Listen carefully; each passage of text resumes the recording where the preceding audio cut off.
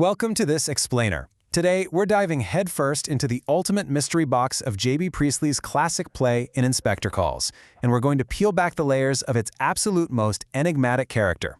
If you're familiar with the play, you already know the profound impact this single guy has on the Burling family, and honestly, on the audience too. But who or what is he really? Well, let's jump right in and visually dissect the evidence. Okay, so let's get right into this central mystery. The play sets itself up as a traditional whodunit, right? But it very quickly completely subverts our expectations. Who really called on the Burlings that night? Was the man who interrupted their wealthy celebratory dinner an actual police officer? Was he some sort of supernatural entity, or something else entirely? To figure out his true function, we really have to look at how meticulously Priestley constructed him, and that starts with our very first impression. On the surface, our first layer reveals a man whose physical presence is deliberately, well, understated. Priestley's stage directions explicitly describe him as being dressed modestly in a plain, darkish suit. He kind of just seems like your run-of-the-mill, ordinary police inspector. But actually, that modesty is highly strategic. It's perfectly designed to starkly contrast with the wealthy, heavily portentous, and imposing figure of Mr. Burling. The inspector isn't trying to draw the eye with commercialism or superficial wealth. Now, what's genuinely fascinating here is how the stage directions prove his outward appearance is utterly unimportant compared to his inner integrity. Priestley literally writes that he need not be a big man, but despite that, he creates an immediate impression of massiveness, solidity, and purposefulness the second he walks in. This tells us right off the bat that his power doesn't come from his physical size or his social status. It comes from the sheer moral weight and relentless prowess of his character. He doesn't need a flashy appearance, because his values are strong enough to completely dominate the room. Peeling Layer 1, the political vehicle. Let's strip back that detective facade and see how he serves as a direct vehicle for the author's broader ideological message. Impartially speaking, Priestley constructs this conflict to directly mirror the major ideological debates of the early 20th century. He pits the inspector directly against Mr. Burling to establish a super clear dichotomy. Burling represents individualistic capitalism. He's solely concerned with himself, his profits, and he views people like Eva as just cheap labor or merely a girl.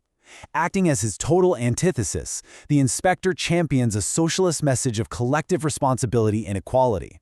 He interrupts Burling's capitalist narrative, speaking carefully and weightily, and demands that Eva be recognized as a real, significant individual.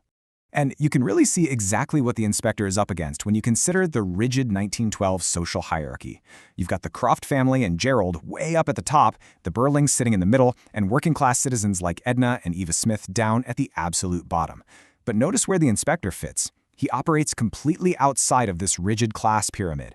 Because he totally rejects the class system, he's basically immune to Burling's attempts to bribe or intimidate him. He's a moral policeman who sees Eva not as a disposable asset at the bottom of the ladder, but as an individual with a promising little life. But, hey, the rabbit hole goes deeper. Is he just a progressive policeman with strong views, or does his namesake hint at a deeper, more spiritual force? Goole is a direct homophone for ghoul, as in a ghost or spirit, and that naturally leads us into the second layer of his identity, the supernatural element. The crucial takeaway here is that Priestley layers on some pretty heavy supernatural and religious evidence. It really elevates him from a simple detective to an omniscient, avenging angel. Just look at the timing of his arrival. He rings the doorbell the literal exact moment Burling declares a man must mind his own business. Plus, his whole inquiry is moral, not criminal. He acts almost like a Catholic priest extracting confessions of sins. He makes allusions to the Book of Genesis and Holy Communion, and as Sheila quickly figures out, he appears completely omniscient. He doesn't need to learn the facts from them. He already knows them. He simply needs the characters to confess. Peeling Layer 3, catalyst for generational change. Stripping back yet another layer, we uncover his structural role in exposing upper-class hypocrisy to trigger an awakening. During this interrogation, we see a really sharp generational divide. The older generation, especially Mrs. Burling, vainly attempts to just halt the inquiry altogether. She uses these rigid patriarchal constructs to dismiss her own daughter, accusing Sheila of hysteria just to silence her progressive empathy. But the thing is, the inspector's rhetoric successfully converts Sheila, and to some extent Eric too. Sheila becomes emblematic of Priestley's intended audience response. She is living proof that the younger generation has the actual capacity to evolve away from the rigid, selfish ways of the past. Peeling Layer 4, the prophecy. As the interrogation wraps up, the inspector drops his role as an investigator completely and takes on the commanding mantle of a prophet. This is where the timeline structurally mirrors the play's cyclical nature. The play is set in 1912, right before World War I. The inspector delivers this chilling sermon, warning that if society doesn't learn the lesson of collective responsibility, they will be taught it in fire and blood and anguish. And the historical reality? Society failed to assimilate that message. They suffered through the First World War, completely failed to change during the interwar period, and were doomed to face the brutal reality of the Second World War. The inspector's prophetic warning is Priestley's way of looking right at his 1945 audience and saying, "Do not repeat these mistakes." Peeling Layer 5, The Unsolved Mystery. This brings us to the final and honestly probably the most fascinating layer, the enduring debate over who he actually was. If you jump into vibrant student forum discussions today, the theories range wildly, and they are brilliant. Some folks view him as a literal ghost or an avenging angel, pointing right back to his name.